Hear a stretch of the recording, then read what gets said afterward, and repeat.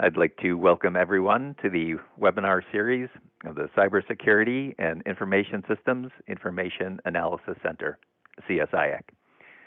Today's presentation is entitled DoD Enterprise DevSecOps Initiative. My name is Steve Warzala. I'm the CSIAC Outreach Manager. A few administrative notes before we begin. First, all phones have been muted except for the presenters. Questions may be asked at any time during the presentation by utilizing the chat function. And time permitting, your questions will be answered at the end of the session. Today's briefing slides will be posted on our website within a couple days. Before we begin today's presentation, I'd briefly like to mention our next webinar. It will be on the Air Force Research Laboratory's new Open Innovation Campus initiative. And that will be briefed by the Chief Engineer of the Information Directorate on 19 September. Finally, I'd like to take a moment to acknowledge and thank our sponsor, the Defense Technical Information Center, DTIC. The funding that DTIC provides enables CSIAC to conduct these webinars. It's my great pleasure to introduce our presenter for today's webinar, Mr. Nicholas Chalone. He's a member of the Senior Executive Service and was appointed as the first Air Force Chief Software Officer. Nicholas serves as the co-lead for the DoD Enterprise DevSecOps Initiative with the Department of Defense Chief Information Officer. As the Air Force's Senior Software Czar, Nicholas is responsible for enabling programs in the transition to Agile and DevSecOps capabilities and best practices, including continuous authority to operate processes and faster technology adoption. The CSO also works with the program executive officers in analyzing current software and cloud migration plans while allowing for rapid prototyping and a streamlined process for deployment. I will now turn the presentation over to Mr. Chalone. Good afternoon, Nicholas. The floor is now yours. Thank you. Good afternoon. Excited to be here and being able to share what we've been working on now for about a year. When I started literally August 15th, 2018 at the DoD, initially with OSD and now with the Air Force. And really, this is growing really fast and it's getting very exciting for everybody. So we'll go over some of the key concepts around the DoD Enterprise DevSecOps Initiative. And we actually just released yesterday a reference design architecture for DevSecOps with a DoD-wide continuous ATO process, well detailed. And it's a document that's being released publicly in the next couple of weeks. But if anyone wants to get access to the document, they can shoot me an email. We'll show the slide later that has my email. So if they need a copy of the reference design architecture, feel free to reach out to me. But we're going to move to the next slide.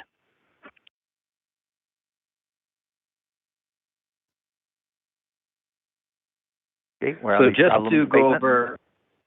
Yep, problem statement, perfect. So just to go over the problem statement, DevOps is 9 years old. Agile started 19 years ago. Unfortunately for the department, we still have issues implementing the basics principle of Agile, both in terms of contracting and also in terms of software development. And so really DevSecOps is the evolution of Agile, bringing automation and insisting on automated testing, automated security, and really helps remove impediments when it comes to the authority to operate process, the ATO process for DoD, and brings kind of this baked-in security when it comes to DevSecOps. So the Sec side of DevSecOps is not about just doing some static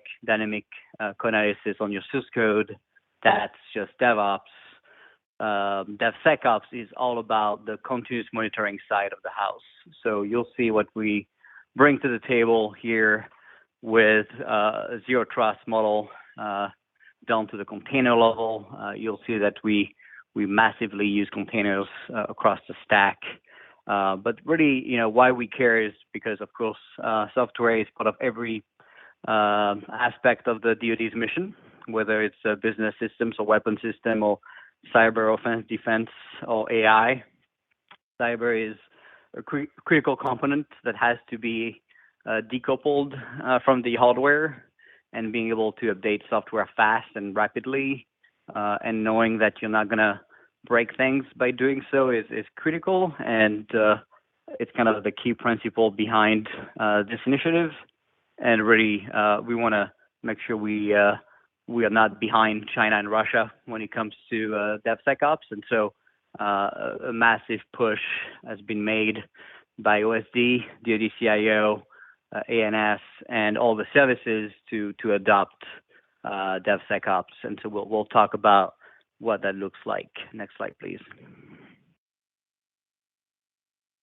So really the move we're making in the department is moving from waterfall still to DevSecOps. And so when you look at the different aspects, first, of course, we're moving from waterfall to agile to DevOps, DevSecOps. Then we also move from a monolithic application. So this massive piece of software that we can now cut into microservices and allowing us to have this kind of smaller code base and modular approach where you can swap microservices and allow for reuse of code. And then, of course, you have the physical server moving to virtual machines and now containers for people that know about functions. And serverless, we also have a serverless stack as well on top of the container stack we bring as well.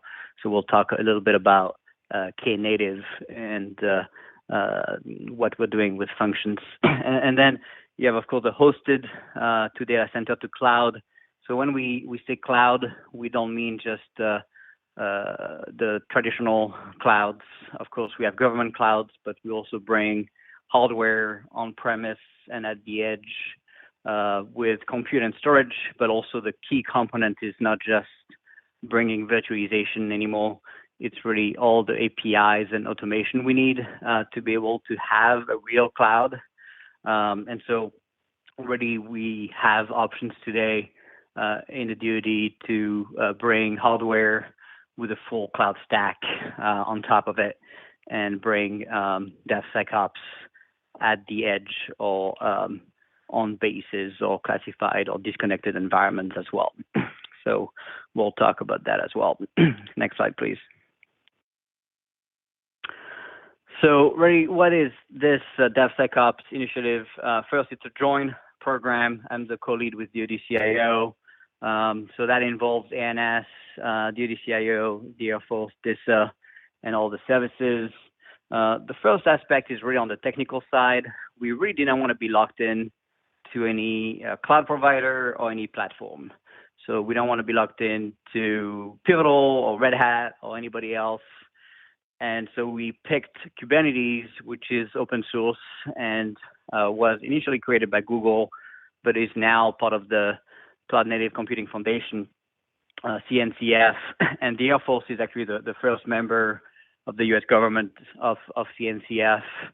And so we wanted to make sure we would be abstracted from the platform and from the cloud provider so we don't get locked in.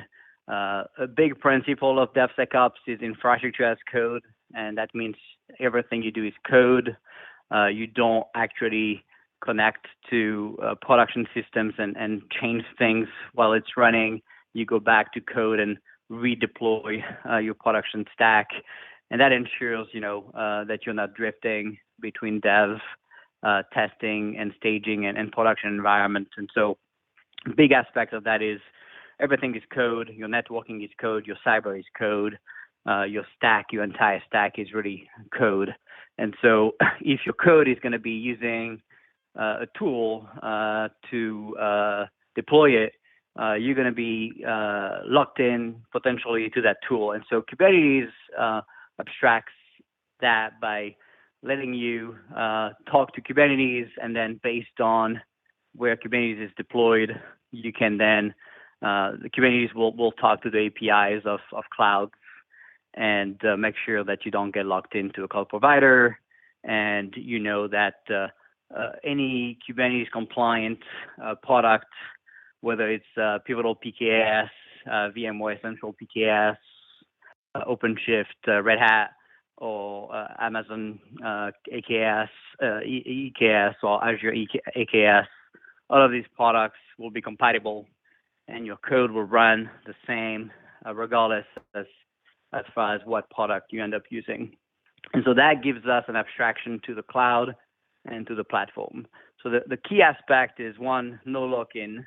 Two, make sure that the stack will run the same no matter where we are. If it's a cloud, if it's a disconnected environment, if it's a classified environment. And so Kubernetes was a great fit for that. And of course, containers. So we're moving to an entirely containerized stack with all the tools, including the tools that we use to build the DevSecOps pipelines, the continuous integration, continuous delivery, CI/CD pipelines are entirely containerized as well. And so that gives us the ability to instantiate a software factory, a DevSecOps stack with a push of a button on any environment. So very important. So the first aspect was selecting about 170 tools, databases, 16 programming languages, build tools, test suites, and cybersecurity tools, and so on, and have them accredited DoD-wide with containers. And so everything is containerized. And so we have this central repository of containers, which is publicly accessible. It's on the internet, and it's also replicated to classified environments, and people can just use the containers as Lego blocks to instantiate their DevSecOps stacks, but also to build their mission application as well. So instead of deploying Jenkins or deploying SonarQube or Fortify or GitHub, GitLab as a virtual machine and having to deal with the ATO of that, you can simply use the container and benefit from reciprocity of that ATO. So that's the first aspect, is really that central place where we update and maintain containers. And so you don't have to maintain, patch, update any of these containers. We update them. We provide the base OS STIGD. So any vendor that needs to provide a container back to us can use the container that we have already STIGD and approve with UBI, Universal Base Image, which is a RHEL image that does not require a license, so anyone can use it and distribute it back to us and not infringe any license. So that gives us really the ability to deploy containers at scale. And of course, people can still pay and buy the licenses. We are also setting up a new IDIQ to buy licenses in bulk and services as well in bulk across DoD. But in the meantime, programs can just pay the licenses using existing or new contract vehicles and use the containers, so they don't have to accredit any of that and maintain the containers as well. The second aspect of the critical piece of DevSecOps is the runtime cybersecurity stack we're bringing, which kind of bring a zero trust stack down to the container level, bring as well behavior detection, not just CVE scanning. And so that's the Sidecar Container Security Stack, SCSS, which is baked into Kubernetes and automatically injected. So Sidecar is just a smaller container running alongside every container. And so we know it's going to be there regardless if the developer thought about running it. It's automatically injected across the stack. And because it's running alongside and not inside the container, unlike a VM with an agent, if the VM is compromised, the first thing they do is tamper with the logs and your agent is useless. In this case, because it's running alongside the container, we'll still get visibility in real time of what's happening inside the container. And so we can detect bad actor or behavior that's not in line with the detection we've done before and prevent, things from happening. And so it's really a more advanced behavior AI-based detection. And it's automatically injected, so we know it's going to be there regardless if the developer thought about, running it. Our sidecar container also brings zero trust, so you have to whitelist two containers to talk to each other. You also have to use the sidecar to be able to automatically create a mutual TLS tunnel between two containers. So no more issue of encryption. The sidecar container will do that automatically. So even if two developers build two containers that don't use encryption, I don't care because my sidecar stack will hijack the IP table and create a mutual TLS tunnel between the two containers. So we have encryption for free across all the containers, and we have strong identities with certificates automatically created by the sidecar stack.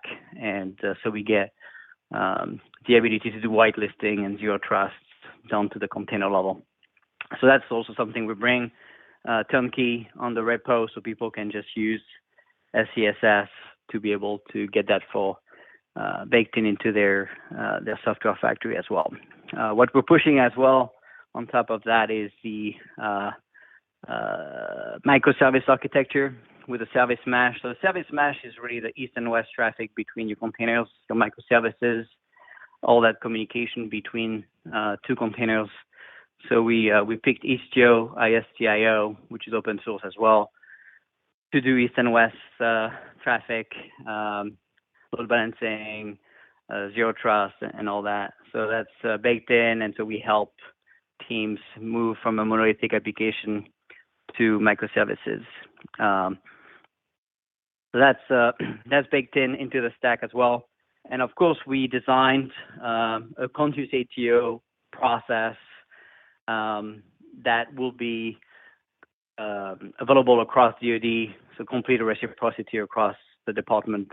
So anyone can use the stack and follow the guidance in terms of test coverage, automated testing, and cybersecurity findings requirements, and benefit from a continuous ATO on the factory itself, and then every piece of software coming out of the factory as well. So the software you build using the factory is also covered by the continuous ATO, assuming you use Kubernetes and containers as well to build the software. So that's the stack here is really kind of this DevSecOps pipeline with a push of a button instantiation, and then hardened containers already approved by DoD, microservice architecture, defined thresholds to pass test coverage, security scanning to enable the continuous ATO, and then, of course, Kubernetes to be abstracted. We're going to go to the next slide.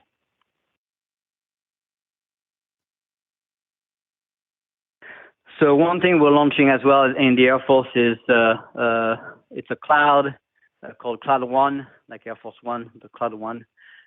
Two cloud providers behind it, Azure Government and Amazon GovCloud. And so we have access to Impact Level 2, 4, 5, and 6 in the next 45 days. So right now you can instantiate a DevSecOps stack inside your own enclave with a push of a button, and we set it up for you. We get you all the cyber requirements, the ATO of the cloud, the CSSP, the cybersecurity services, and it's as easy as me pouring money to the Air Force Cloud One team, and they can instantiate, and you just pay your compute and storage, and you can just use the cloud and deploy your containers on top. Of course, you still have to ATO any any VM or any stack you bring on top of that. If you use our factory and the containers, you don't have to worry about that. But if you bring your own stack, you have to do that. So we bring, of course, turnkey, single sign-on, and CAC authentication, all that baked in. All the cyber stack required by DoD CIO is baked in as well. And we are working on this multi-award IDIQ contract to buy licenses, services, and cloud, all with the same contract action as well. Next slide, please.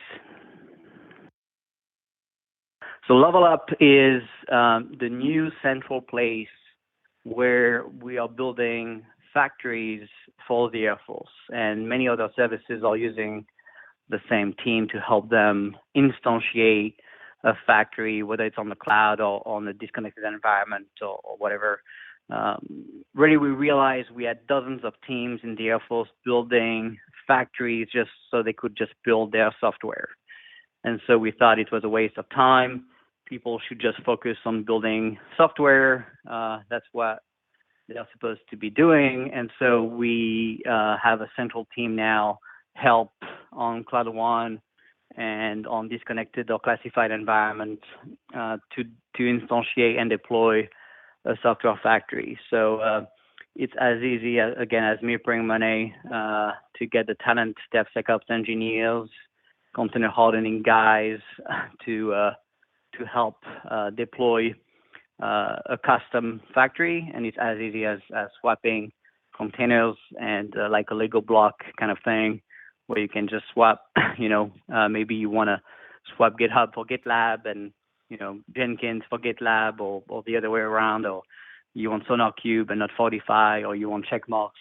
Doesn't matter. We have many options for every bucket, and so you get to pick what containers you want to use, and we just instantiate it, ATO, the stack, with the Contus ATO, and deploy it on Cloud One. And you just get to pay your compute and storage and license.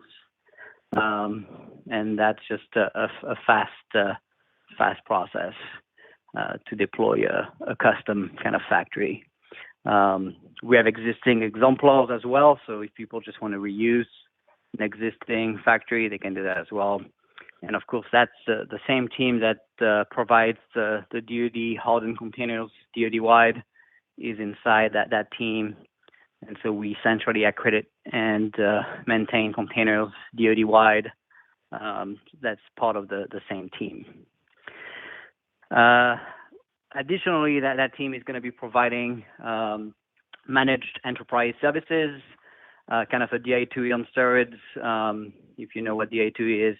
So we're going to have things like, GitHub, GitLab, DevSecOps as a service. We're going to have SonarQube, Fortify, Checkmark. We're going to have a Nexus Lifecycle, Black Duck. We're going to have Nexus Repo, and Artifactory. We're going to have chats, Mattermost and Rocket Chat, things like that as a managed service, so people can pick always two options, because there's not a one-size-fits-all in DevSecOps. So we have always two options at least, if not three. But those are managed services where you just co-pay for use per user or per CPU, depending on the product. And we maintain it, we run it. You just pay to use it. That's hosted by us. And so, you move slides, that's good. That's a good example of a DevSecOps pipeline where we show how to move from plan to develop, to build, to test, to secure, all the way to monitoring and deployment. And again, that's just an example. All the tools are containerized, and that's very important. We don't have VMs running. And you just get to pick, what tools you want to use. That's just an example here. You can swap containers and just pick another tool. If the tool you want to use is not already approved by DoD, by my team, you can follow the container hardening guide We also have a community of practice with about 600 users now in DoD. So you feel free to join and shoot us an email to join the community of practice. But there is also access on that website to get the container hardening guide. So if you have your own container, you need to get approved, and it's a product that could benefit the rest of the department, and you don't want to wait for us to harden it. You can do that proactively, give it to us, and we accredit it and maintain it for the department. That's assuming it's a product that can benefit the rest of the department, of course. Now, that's a good example of the architecture, and please wait for me to say next slide. That's the gray box here is your architecture. That's your cloud, that's your on-premise or disconnected or classified environment. The blue box on the top right corner is my repo. It's on GovCloud L2, so it's publicly accessible to the internet, but we also replicate that on SIP-LINE and JWIX. And you can go back to the next slide, the architecture slide. Yep. So that's the blue box on the right.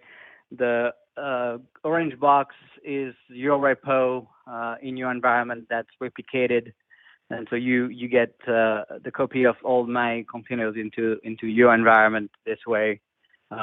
We use a Sidecar Stack to centralize logs, and so we use Fluentd and Elasticsearch to centralize logs. That is then pulled by the service CIO or this Cyber Command to get global visibility on what's going on. And then the entire stack is, of course, based on Kubernetes. And you can, of course, pick a product if you're going to use a PKS or OpenShift or something else. You can do that. And then you have your code on top of that. So that's kind of a simple example. Your source code repo could also be inside the gray box running as a container. And so that's optional. You decide what you want to do there, but many teams have GitHub or GitLab or something else running inside the Kubernetes cluster as well. So go to the next slide, please.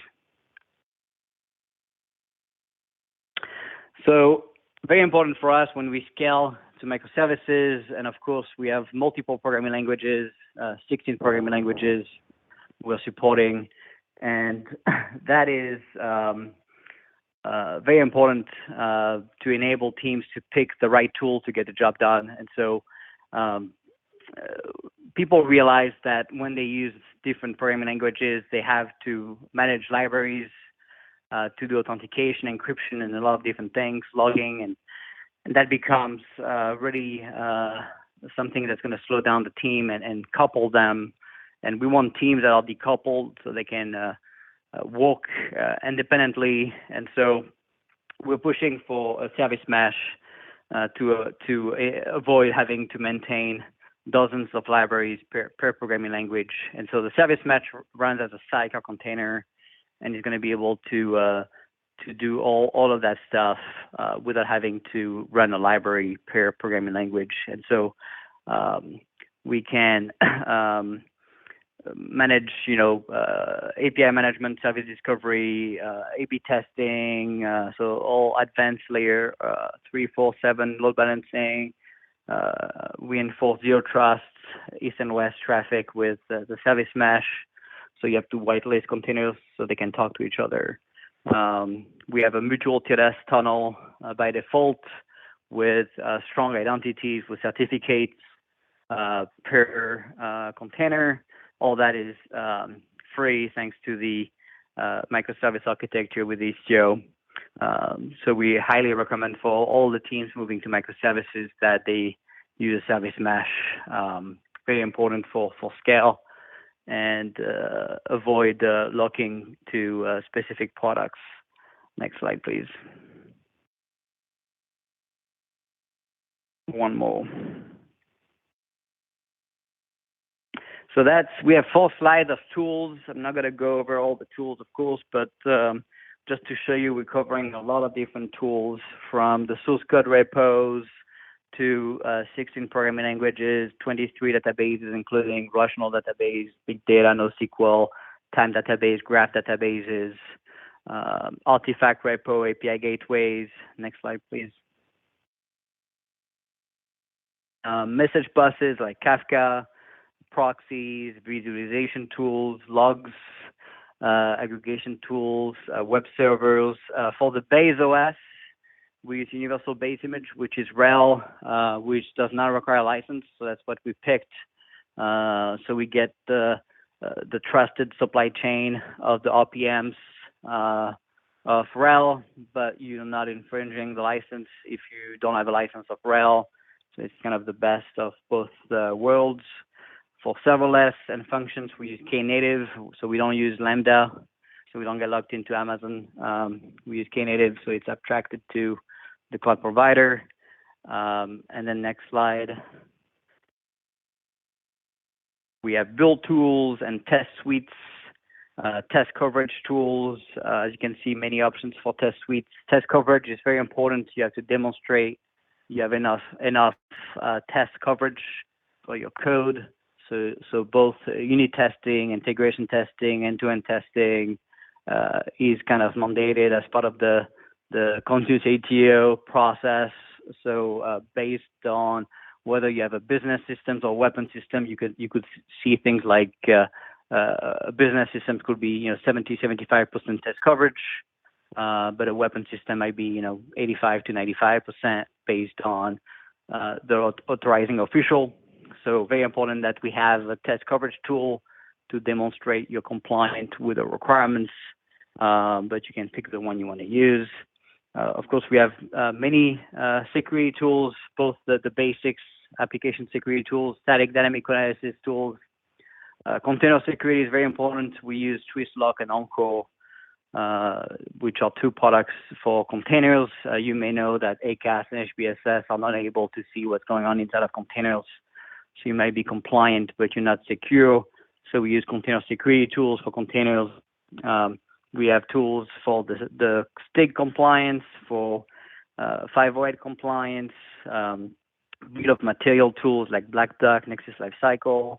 So many options out there. Many open source tools, and of course, we centrally update containers.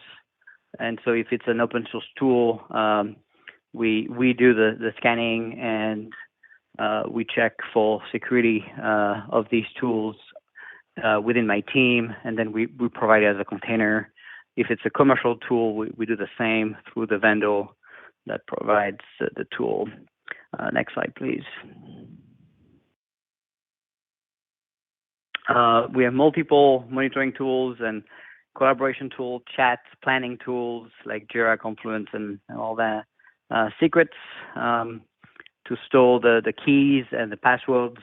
Very important. Don't store that in your source code, or make sure you encrypt that with secrets. We also have a container to do single sign-on across the stack using Keycloak, which is open source. That enables us to do SAML, OpenID, and OAuth, and allows us to do multi-factor authentication, but also CAC authentication as well. So you could run that container as a sidecar container alongside any container that does not support CAC authentication. And now it's acting as a reverse proxy and will be able to do authentication for you for free. So you get a single sign-on across the stack. So you can run it as a microservice inside your application, and then you get the ability to do single sign-on in your app, or you can run it as a sidecar container alongside another container, and you get single sign-on again for free, including CAC authentication. And of course, we have all the documentation tools and performance tools as well. Next slide, please. So a lot of people ask us, how do you move from legacy to DevSecOps? And there is only one answer. The answer is using the Strangler pattern. And the process is quite simple, but still very misunderstood. The key aspect of the Strangler pattern is to allow for the complete rewrite of the legacy and the key is that aspect, while enabling the team to bring new features and prioritize based on the end user feedback and do it in an agile fashion. So I'm going to give a little example here, and I'm going to take something simple like an e-commerce application just to keep it simple. But we are doing this right now with weapon systems. So an e-commerce application, because you would have been to our great training at DAU that we created on Agile and how to cut monolithic application to microservices using domain-driven design and understanding bounded context. And because you understand domain-driven design, you can look at your legacy and let's assume it's an e-commerce application. You can now first create domains. So domains might be, billing, payment, user, search, product, right? And so the first aspect is to put the legacy to the side. You never touch it again unless for security updates. And if you start cheating the process, it's not going to work. But first put it to the side, don't touch it. Put a service mesh in front. So it's kind of an API gateway initially. All it does, it redirects to the legacy app and does nothing else. Now, based on your customer feedback, one of the number one feature being asked is, for example, to provide recommendations after you buy a product on what to buy next. And so you look at it and you think, okay, that's going to impact my product detail page, which is a microservice inside my product bounded context. And because you went to the training and you heard about the 2 pizza rule, which is about the size of your team, so how much you need to feed that team 2 pizzas. So depending of who is on the team, though, if it's me, you might have less people because I eat a lot of pizza. But let's say 2 pizzas, you're going to be able to size that team. And the first thing you're going to do is rewrite the product detail page, which is maybe a 2 to 3 weeks work. So you do that. Maybe you have a same team or a different team. Also build the recommendation microservice, which will list the 5 products to buy when you bought something else. And of course, because one is using some AI capability, maybe using Python and Elasticsearch or Hadoop on that one versus the other stuff is maybe, Java and MySQL, who knows. And you have the service mesh. So the service mesh will now, for these 2 pages, redirect to the new microservices, and the rest will still point to the legacy. And you keep doing that.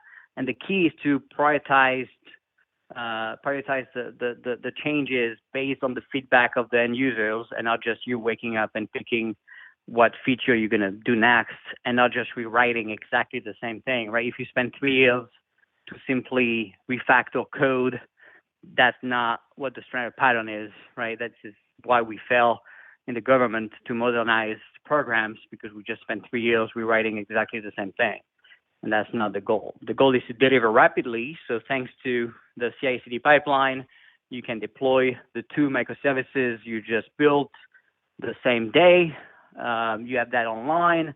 You have the service mesh abstracting the legacy.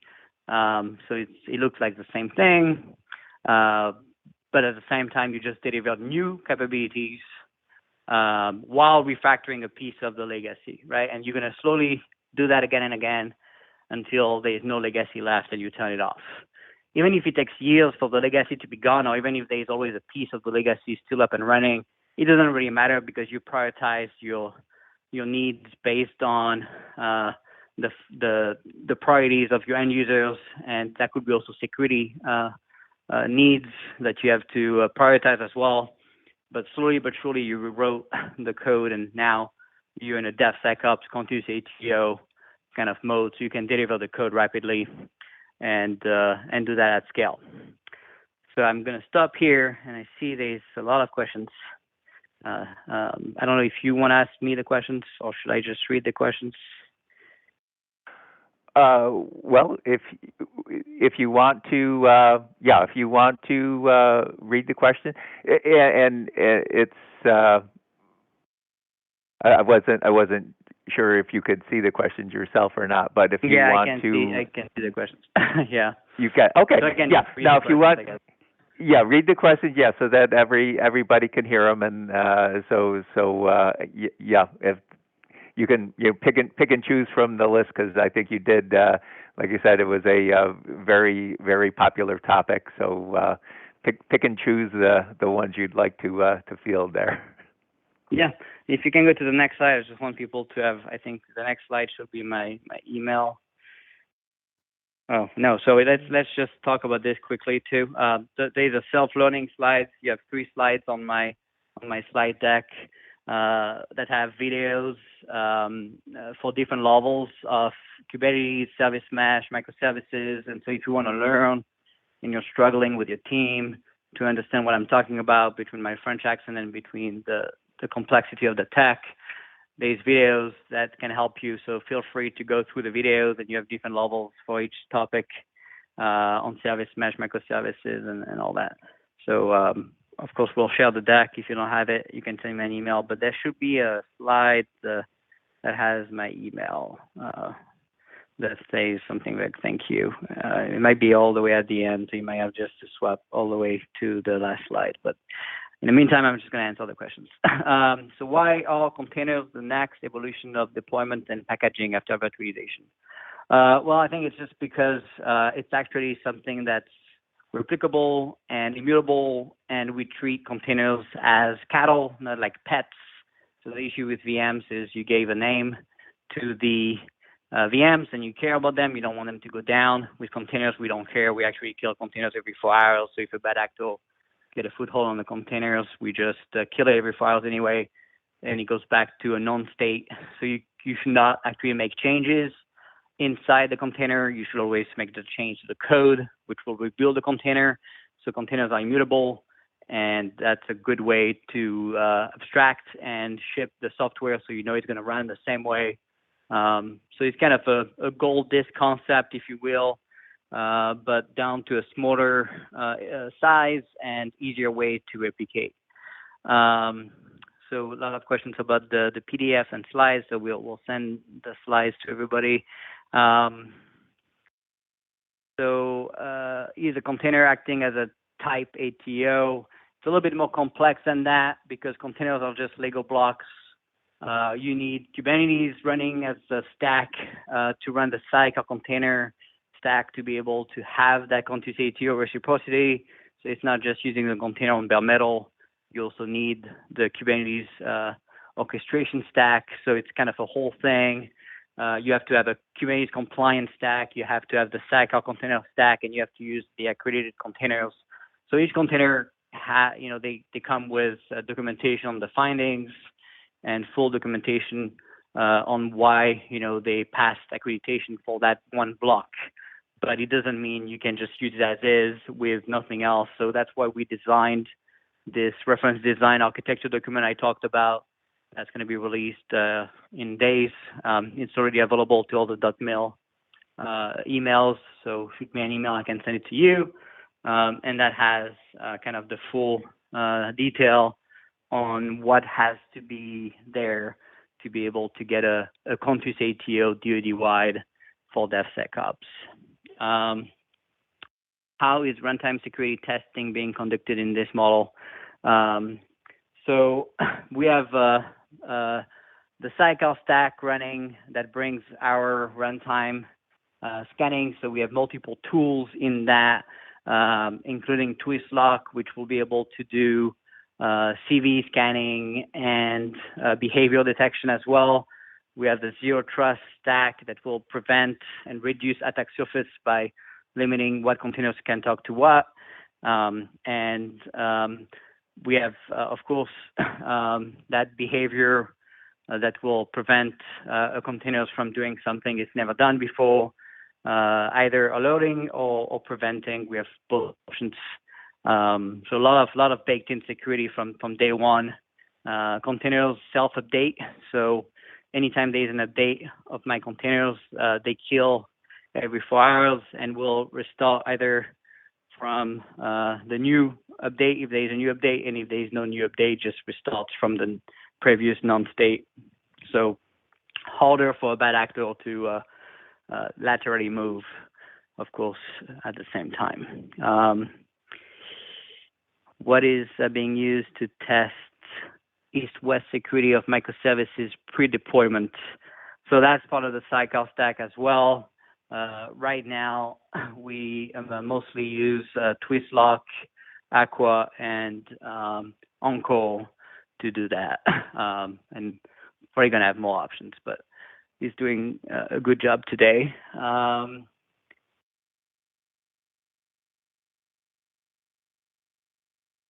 So the time issue, so how is the time determinism assured for weapon systems dependent upon specific latency? That's a great question. We are actually working on that with Aegis in the Navy, and F-16 and F-35 and other programs. So first I have to say that a tiny piece of the weapon systems is time sensitive, and so we have to treat it this way. That shouldn't be the whole stack, Thanks to microservices, you can put that to the side. And sometimes, yes, you're not going to run that using containers, and that's okay. That becomes part of the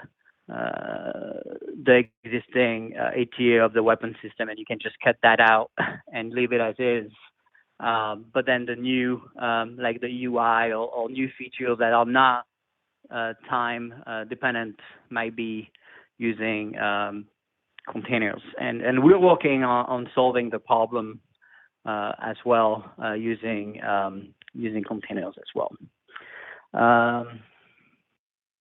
The documentation, yes, there's a documentation. That's the reference design that I just talked about. So shoot me an email. I can send it to any.mil. Email is going to be publicly released pretty soon. Security features prevent me from seeing the slides. I know that's the beauty of DoD, and you're prevented from seeing the good stuff as well.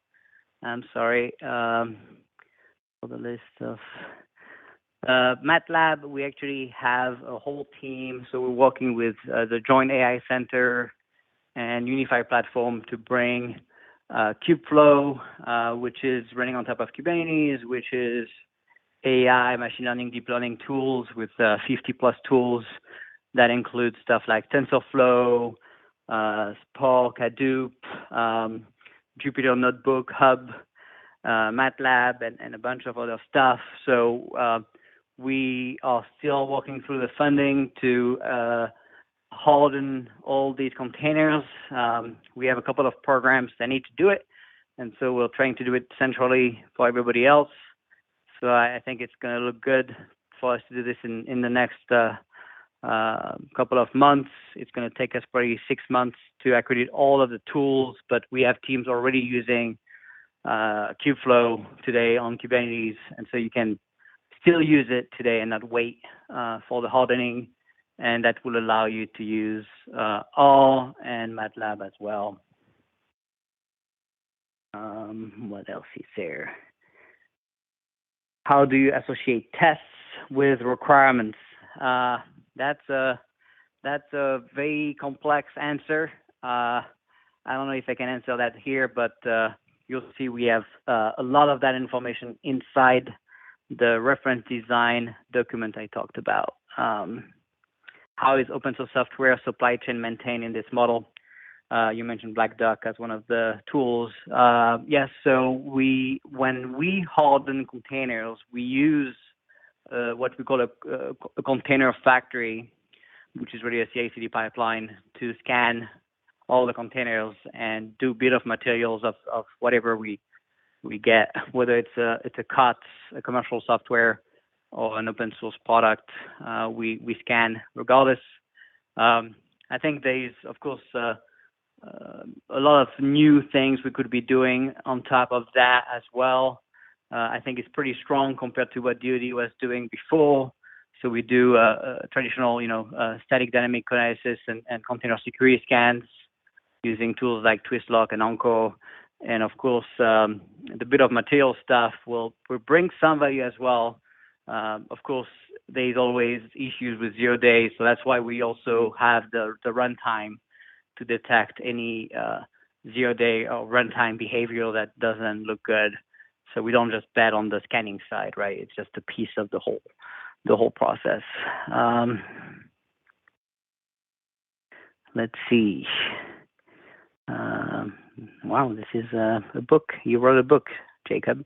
I can see the benefit in abstracting away many of the standards using RMS. Will there be?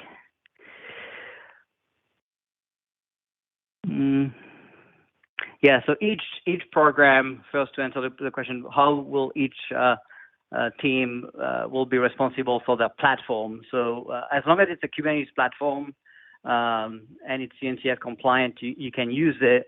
We have exemplar and playbooks of STIG'd platforms already on my repo. So if you need to deploy something like OpenShift and you just want to do with a push a button deploy, you can just take my my playbooks and run that, and you get OpenShift STIG'd on the cloud, for example.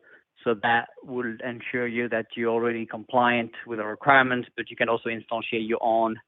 And then we help you get the ATO of that. Ideally, we use Infrastructure as code, so you can instantiate automatically your platform anywhere. And then we put it on the repo so everybody else can benefit from that, so we don't have to reinvent the wheel 20 million times for each platform. And then we help, absolutely, you have a question, will there be any support for programs at the AO level to help move to cloud-based structure? Yes, every time a program becomes a Pathfinder of the DevSecOps initiative, and we have 34 programs right now active. We have 60 total moving to DevSecOps. So all the big weapon systems, business systems, cyber offense, defense, across all the services, including DLA, SOCOM, Transcom, are moving to DevSecOps and working with us. So we help.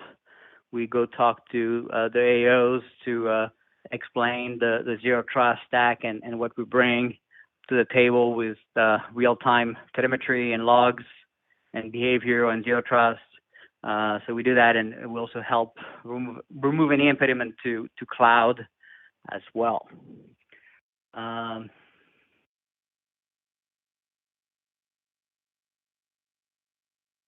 Is there estimated to be enough? Is there enough talent?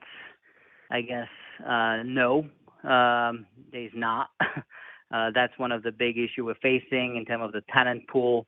Unfortunately, we don't have enough talent, whether it is through partners or the DIB or government employees. Of course, we are building different trainings. You've seen the videos. We want to build also a self-learning stack where people can just go watch videos, have a virtualized stack so they can practice and play with the stuff and learn at the same time. So it's not videos in the vacuum. So we're working on that as well. But clearly there's a massive talent gap, and that's probably the number one problem. It's also probably why you have a CSO that's a French guy, I guess, with a French accent. Can we add any other tool?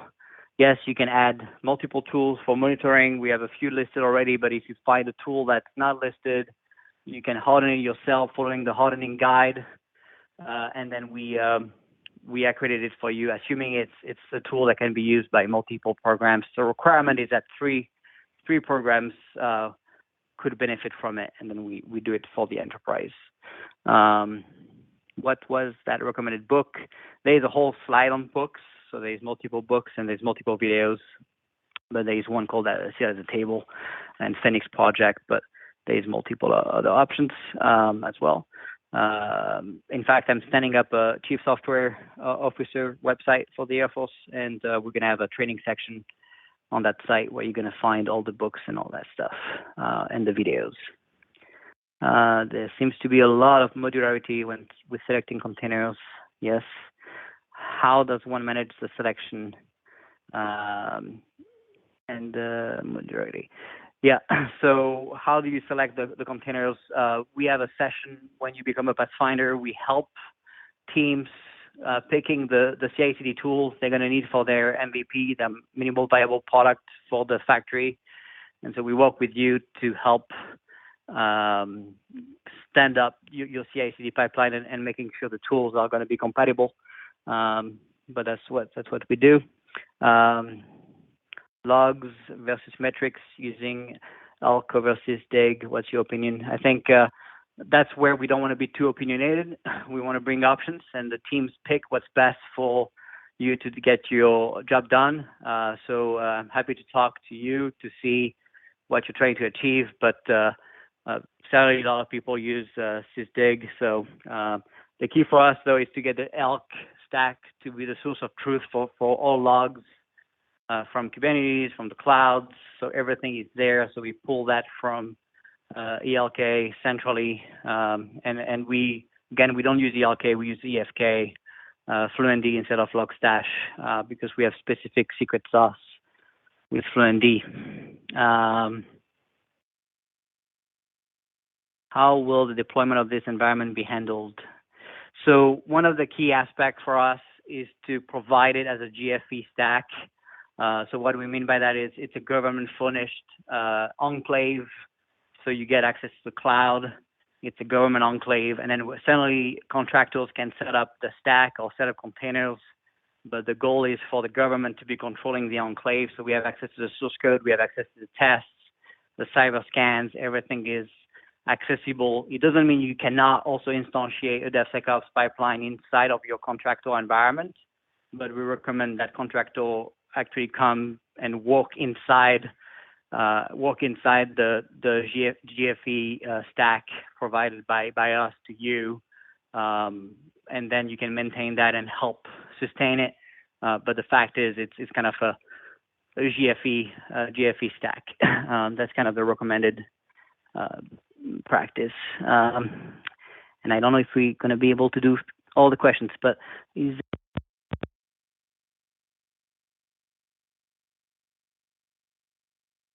Nicholas, did we lose you?